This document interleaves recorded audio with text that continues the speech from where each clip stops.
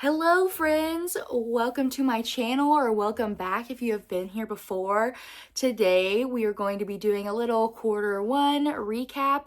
In the past, I have not always been the best about doing quarterly recaps, reviews, whatever you want to call them, but I really want to try to be better this year about doing them, just to one, keep myself accountable, but also to see what I've done and what I've accomplished, because I feel like, especially for me, I read in the shower, I read when I'm driving, I read when I'm bored, so I have a lot of time to read, whereas other people may not. And so because of that, I read a lot, and I want to make sure I'm looking at what I've done and what I've read so I can remember when I need to recommend it. So time to do a little recap.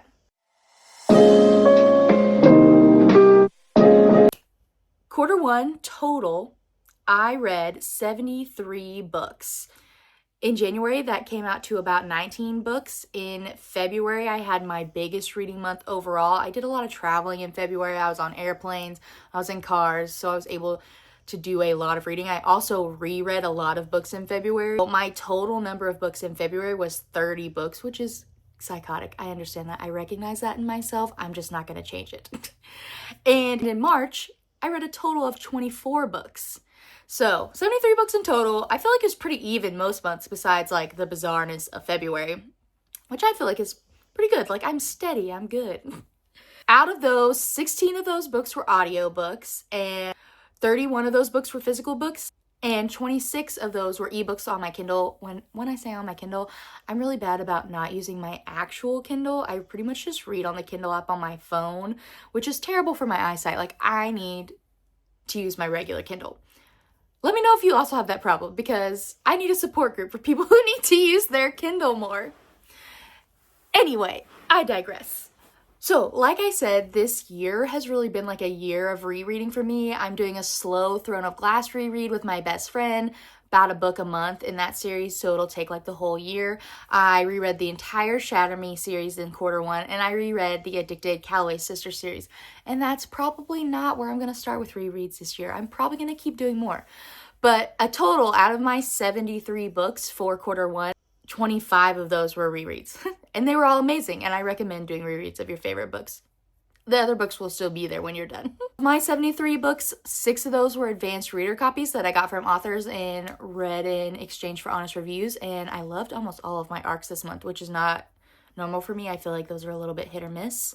And of my 73 books, 27 of them were 5-star reads, and so I'm going to do a little book recommendation wrap-up for them. I already did my March 5-star reads in my March reading wrap-up, so I'm not going to do full little reviews on all those. I'm just going to flash them up here for you, but check out my other videos to get bigger synopsis of why I love these books so much.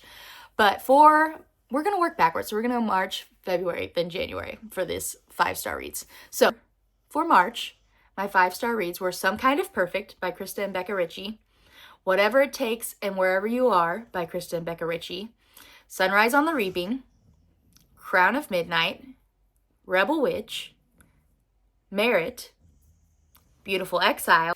Now, on to my February 5-star reads. I had a lot in February because I reread most of my series in February. I feel like it worked out. So in February, my first 5-star read of the month was Will Trent, The Kept Woman. I started reading... I'm listening to all of these books on audio because there's a lot of them. I started listening to the Will Trent series, I think last October was when I read the first book, and I had some friends recommend this series to me because I'm not a big thriller girly. It really depends. I have to be in the mood. I have to know that the twists are going to be good and it's going to be fast-paced for me to dive in. But I was told by several friends that Will Trent is thriller, police procedural, mystery, romance, all kind of in one book. And so I was a little intrigued, and I was like, okay, I'll give it a try. Thank God I listened, because this series has had me in a chokehold on audio since. I've listened to at least one a month, if not 2, sometimes 3, and they're all amazing. I think the first book I gave 3 stars. It was a little rough to get into as far as just getting used to the intensity and the gore, because these books are not for light readers. You need to check your trigger warnings. You need to be prepared because they are intense. But after that, every single book has been 4 or 5 stars for me. I've loved them all. Obviously, I love this one. It was 5 stars. It was so good. I feel like I can't give you too much information about it because this is like book 7, I think, in the series, 7 or 8. And so there's a lot of lead up to this. So you need to get there. But just know that Will Trent is the love of my life. He needs to be protected at all costs. And I love this series. We have Will Trent Criminal. I think this is my favorite out of the series so far. This was 5 out of 5 stars, no notes. You learn backgrounds of some of my personal favorite characters and the way that it ties into the overarching storyline, and Will Trent's backstory, I think, was a masterclass in writing. Karen Slaughter kicked it out of the park with this one. It was so, so good. Next, we have Unravel Me. I was doing my reread of the Shatter Me series, and obviously, I loved every book. This is one of my all-time favorite YA dystopian series. Aaron Warner is that man. I would do anything for him. I love him with my entire soul. Juliet has some of the best character development, I feel like, in YA books today. She's written so well. I hated Adam. I still hate Adam, but at least he kind of redeemed himself a little bit by the end of the series. Anyway, that's getting ahead of myself. Unravel Me, I feel like, is the book in the series where things start to change. You know, the characters are getting developed. The world's being shown. Everything's coming together, but also nothing is solved. And I loved it. I ate it up. The interview scenes in this one, I love. Next, we have Ignite Me, which is my favorite book in the Shatter Me series. This book is a masterpiece. I love it so much. I don't even know if I can put into words how much I loved it. Aaron Warner, like I said, he's that man. This book is everything. Please read this series. If you don't like the first book, keep going. It's worth it. Trust me. I have Defy Me, which is my next 5-star read in the Shatter Me series. It's the 5th book. It gets a little crazy. Things that are happening in this book, my jaw was on the floor. I didn't know what was happening. I didn't understand. I also felt a little comfy at times, but it was worth it. So, so good. It picks up off a cliffhanger at the end of the 4th book. That was crazy. So, you need to read this. I also feel like I can't tell you too much about this series because so much of it is built off of what's happened in previous books. So I don't want to be like, yeah, blah, blah, blah, blah, blah, plot. Because I don't care about spoilers. PSA, spoil me on anything. Bring all the spoilers to my door. I'm here for them. But I don't want to be rude and spoil books for you. So I'll try to keep it as spoiler-free as possible. So read it. The final book in the Shatter Me series was my next 5-star read of February, Imagine Me. This book is uncomfy. I was uncomfy so much of it. I thought it was never going to end, but also I couldn't stop reading it. And the ending brought everything full circle. It was done so well. It's the perfect conclusion, and conclusion is used lightly because the world is left open for her to bring more books, which is happening this month. I already have the book pre-ordered. I cannot wait to dive into it. So good. Believe Me is the final novella of the Shatter Me series, and it's really just kind of feel good. Things happen in it that I love. You see more of Aaron and Juliet's relationship, but the world, like I said, is still open. She could do so much with these characters in this world, and I can't wait to see where it goes. But as far as the Shatter Me series goes, this was a perfect conclusion to that. Now, we're still in February.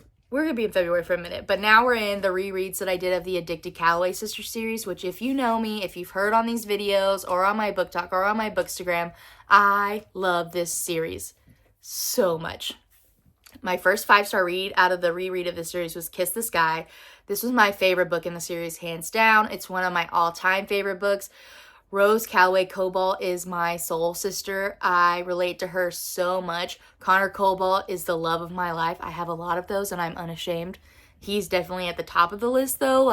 This man is everything. Their relationship is everything. The found family is everything. I also think this plot is really unique and fun because it's like a reality show that they're doing to try to rehab their images, and I'm obsessed with reality TV. So this is just kind of another way to look into that. So, so good. Next, we have Hot House Flower, which is Rec and Daisy's first book in the Addicted Calloway Sisters series. I love Reich Meadows. I will not accept any Reich Meadows hate on my page. This man is everything. I love him and Daisy together. They are the perfect match. They complement each other so well. I love this book. That's all I can say. I love it. 5 stars, no notes. Amazing.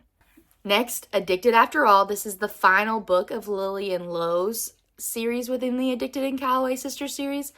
Lily and Lo are a couple that I feel like grow on you so much. They deserve the world. Their character development is probably the top of my list as far as character development goes. They are done so well. They start at the bottom of the barrel. They are knee deep in their addictions and enabling each other and lying to their family, and watching them grow out of that hole and become the people that they're meant to be, and their love for each other and their love for their family is unmatched to me. I could read their stories 1,000 times and never grow old of it. This book made me tear up. I love it so much. Next, we have The Favorite, which I listened to on audio and I highly recommend on audio.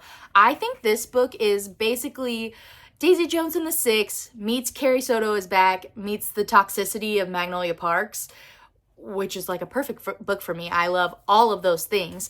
The audio was amazing. I think that's the best way to read this book, between the mixed media and the interview style and the documentary style. Like, it just makes this book come to life. It makes these characters feel that more real.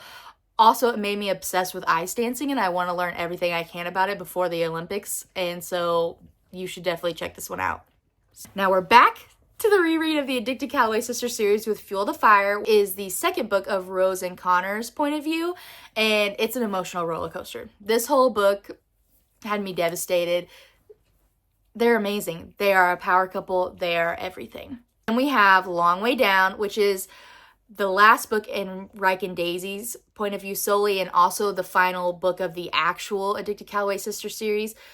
In my March wrap-up, I talk about Some Kind of Perfect, which is the epilogue book, so the final 10th book, but this is like the last main book of the series.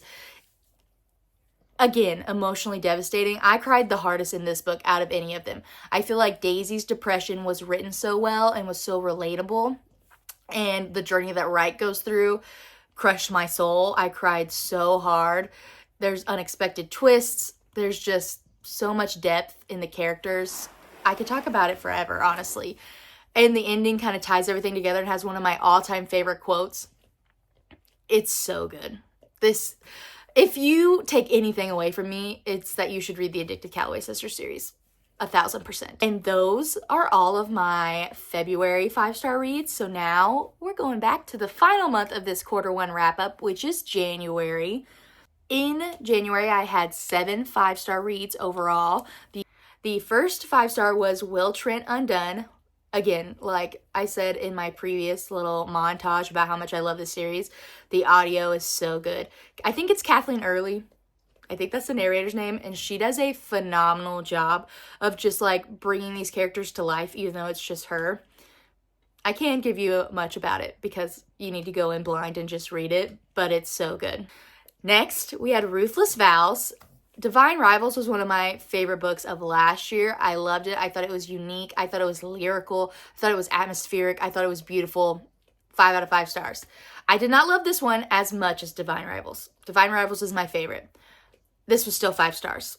It picks up right where Divine Rivals left off. It brings the story full circle. It's devastating. It's beautiful. It's lyrical. It's atmospheric. All those things the first book was. It's still really good. And I think that YA fantasies goes, it stays pretty YA, and I appreciate that. The next book was Catch the Sun.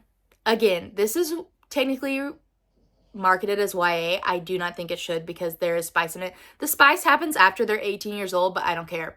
I do not think YA books should have spice in them or should be marketed as YA when they do have spice. So that's just my little hill that I'm going to die on, and I'm going to keep living there if I'm the only person. Anyway, regardless, it was still 5 stars for me. I love this book. Jennifer Hartman has written a ton of books, and I've read a lot of them, and every single one is emotionally devastating. Some people call it emotional porn. I don't care. I love it. I'm going to keep reading it. I'm going to keep crying. I'm going to eat them up all day long. This book, so good. Max and Ella had my heart. I cried so hard. The twist and turn in the end totally got me. Like, I thought I had an idea of what was happening, and that somewhat happened, but the way that it was executed was completely different than what I was expecting. 5 out of 5 stars. So good. Also, if you love this book and haven't read any more of Jennifer Hartman's books, I highly recommend reading Lotus or Still Beating. Still Beating is definitely darker, and Lotus has darker themes, but they're just as good as this and along the same kind of like heart-wrenching, gut-wrenching characters, story development. So good. Read them all. Next, we have Will Trent Fallen. Again, I could talk about her books all day long. 5 out of 5 stars. So good. I'm not going to tell you any more about them because, like I said, you just need to go in blind. But just know that they are that good. Will Trent Criminal. 5 out of 5 stars. Again, the audio killed me. Loved it. Every minute of it was amazing. Read the book. And my final 5-star read of January was Taming 7, which is the 5th book in the Boys of Tommen series. I'm going to give the same disclaimer that I've given twice now, that I don't like that these books are marketed as YA. I get that the characters are in high school, and that some of them, which, once again, I'm American, so the high school system in Ireland is so confusing to me, and I get that, you know, some of them are 18 and all these things. I don't care. I do not think Spice should be in YA books. It kind of made the first 2 books icky for me that Spice was in those. But I still loved the first 2 books. I think I gave Binding 13 3.5 and I gave Keeping 13 4. I liked them. They were not my favorites, which is unpopular in this world. I don't care. They were still good, but they were not my favorites. Then you get to Redeeming 6 and Saving 6. I think I said those backwards. Anyway, no, they were right. I don't know. Either way, I gave those both 4 stars. I love Joey and Aoife. They're amazing. So good. However, nobody compares to my man, Gibbsy. I love him with my entire soul. His book devastated me. I knew that he had trauma. I knew I was going to be sad. I did not expect his trauma to be that much. And I did not expect myself to be that sad or that devastated going into it. And it blew me away. I like Claire a lot. I feel like her character gets really hated on, and I understand. Like, she does some things that are annoying, but the reason she does them is because she has a sense of justice and righteousness, and she wants the right things to happen for the right people. And I relate to that so much, of like not always making the right decisions, but making those decisions out of the goodness of your heart and because you believe that something needs to be done because it's the right thing, even though you're going about it the wrong way. I think that's super relatable, and I loved her. I loved Claire and Gibbsy together. Friends to Lovers is not always my favorite. However, it worked in this book for me. So, so good. So, that is my Q1 recap with all of the books I read and my 5-star reads from every month. Let me know if you have read any of those, if you liked them, if you hated them, if you have book recommendations for me based off any of those. I'd love to hear your opinions. Don't forget to like, comment, and subscribe, and talk to you soon.